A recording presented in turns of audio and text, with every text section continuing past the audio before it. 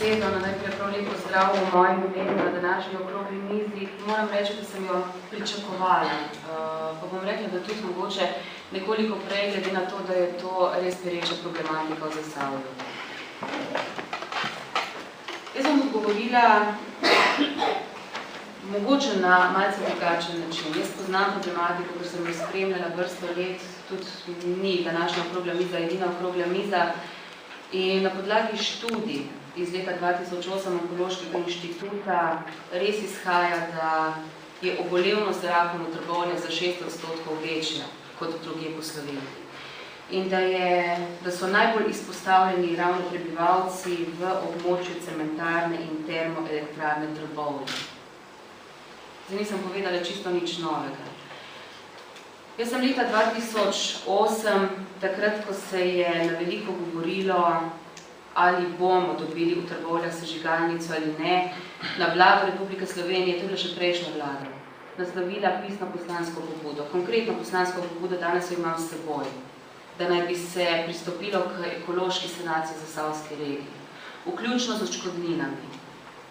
To ni, bom rekla, nekaj novega v slovenskem prostoru. Za Mežiško dolino se je sprejel podoben rudnik, ker je vlada ocenila, pa ker so bili najbrž tam tudi močnejši lobiji, da je potrebno zaščititi tamkajšnje prebivalstvo. Na podlagi podatkov izpravim, da kot župan oziroma županja moram delovati v javnem interesu. In javni interes je zaščititi zdravje lokalnega prebivalstva, zdravje ljudi.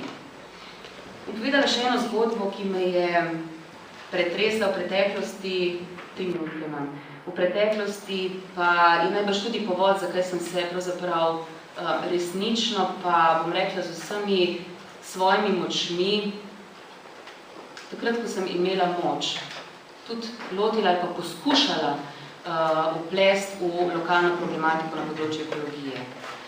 Jaz sem delala v preteklosti z veliko azbestnimi bolniki iz Anhovega. Zakaj omenjam to zgodbo?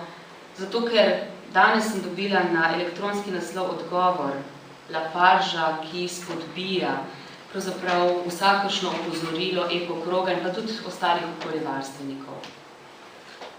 Posledice današnjega onesnaževanja niso vidne danes, ampak bodo vidne čez 10, čez 15 let. Podobno se je zgodilo z ljudmi, ki so živeli in delali v Anhovem.